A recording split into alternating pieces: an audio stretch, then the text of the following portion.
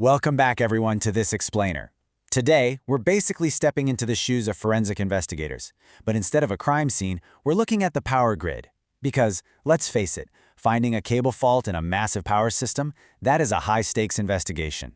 When a plant or a substation goes dark, the clock starts ticking instantly. And every single minute of downtime is costing serious money.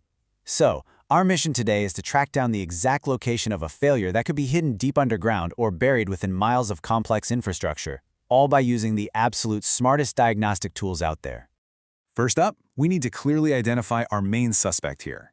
A cable fault isn't always some dramatic explosion. A lot of times, it's just any abnormal condition that interrupts or degrades the flow of electrical power. The usual suspects committing these crimes? Well, you've got mechanical damage, insidious moisture just creeping in, naturally aging insulation, or severe overheating. And honestly, whether it's a manufacturing defect from day one or just a hungry rodent acting as a tiny grid saboteur, the result is exactly the same: compromised power. So here is our investigative roadmap. We're going to cover the anatomy of a cable fault, the types of faults we see, the standard detection workflow, essential detection methods, compare those tools, and finally, talk about preventing future failures. Let's dive right into Section 1, the anatomy of a cable fault. To catch a culprit, you got to understand how they operate, right?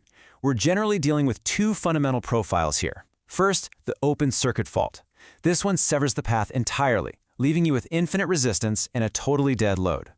On the flip side, we have the short circuit fault. This happens when conductors actually touch, resulting in a massive, uncontrolled current surge. It causes intense heating and instantly trips your breakers. But beyond your basic open and short circuits, we've got a few other common profiles to look out for. An earth or ground fault happens when a conductor touches the earth or the cable sheath itself. This triggers the earth fault relay and causes leakage current. Then we have the sneaky one, the high resistance fault.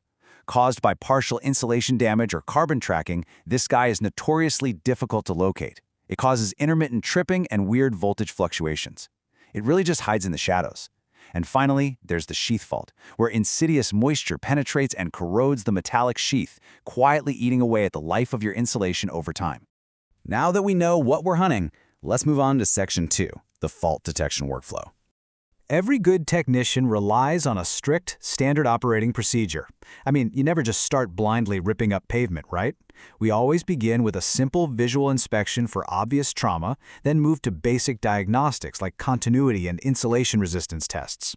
Once that's confirmed, a TDR gives us a pre-location distance, which then allows us to pinpoint the exact inch using a thumper.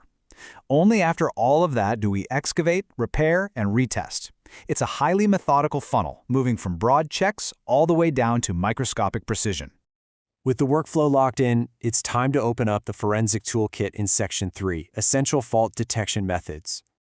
To gauge insulation resistance, we typically deploy a Megger, but our interrogation tactic really has to scale with the system we're testing. For instance, a standard 230-volt system only requires a 500-volt test. But if you're dealing with a massive 33 kilovolt system, you've got to hit it with 5 to 10 kilovolts. We always want to see readings over 100 megaohms. Anything under 1 megaohm means your cable is in critical condition, and frankly, you've got a major problem on your hands. So, once you confirm a fault with the Megger, you actually need to find where it is. Enter the Time Domain Reflectometer, or TDR. Think of this as radar for your electrical cables. It is absolutely the most popular pre-location instrument out there.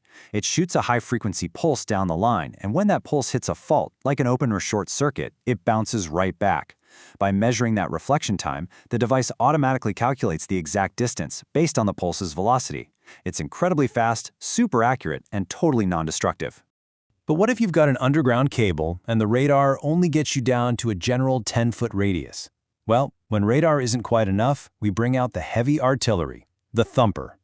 This method blasts powerful high-voltage surges down the line, literally creating an audible crack, a massive thump that technicians can track using ground microphones. But you really have to be careful here. This is a brute force tactic. If overused, those massive surges can permanently damage the surrounding healthy insulation. Because of those risks with thumping, engineers have developed some incredibly advanced alternatives. The arc reflection method brilliantly combines a high-voltage arc with a TDR, basically allowing you to see high-resistance faults that a standard TDR would just miss. Then there's thermal imaging, which uses infrared cameras to spot overloaded cables or loose joints visually. The huge advantage there? no system shutdown required. Partial discharge, or PD testing, is essentially your ultimate early warning system, finding microscopic insulation failures in medium and high voltage lines way before a total breakdown happens. And for the traditionalists out there, loop tests like the Murray and Varley methods use Wheatstone bridge principles to calculate fault distance based on resistance ratios, which is super handy when you have a healthy return conductor available. All right, we have a lot of tools in the box. Let's head over to Section 4, Comparing Detection Tools, so we know exactly when to deploy each one. Look, knowing your tool's limitations is exactly what separates a novice from a master investigator. A TDR is fantastic for open and short circuits, but its effectiveness totally plunges when you're dealing with high-resistance faults. If you're hunting one of those sneaky high-resistance leaks, the Thumper or arc reflection is definitely your go-to tool. And while a thermal camera is completely useless for open circuits with no current, it is brilliant for spotting the intense heat of a short. It's all about picking the right tool for the job. Finally, let's close out our investigation with Section 5, Preventing Future Cable Failures. Because, hey, solving the crime is great, but preventing it? Way cheaper. You don't want to just react to outages. You really want to build a proactive defense. Routine is everything here. Regular insulation resistance and predictive PD testing catch degradation before it strikes. Using thermal imaging during normal operations helps you spot hotspots before they literally melt down.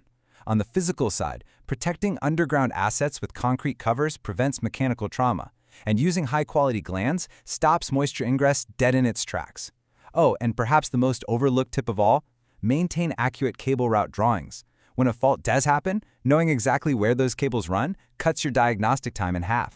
Which brings us to the ultimate question for your facility. Is your cable infrastructure a mystery waiting to fail, or a heavily monitored system ready to perform? Transforming from a victim of unexpected downtime into a master of your power grid requires proactive steps and the right diagnostic workflow. Thanks for joining me on this explainer. Keep testing, keep monitoring, and stay curious. Detect, locate, and repair cable faults using TDR, Megger, and Thumper technologies.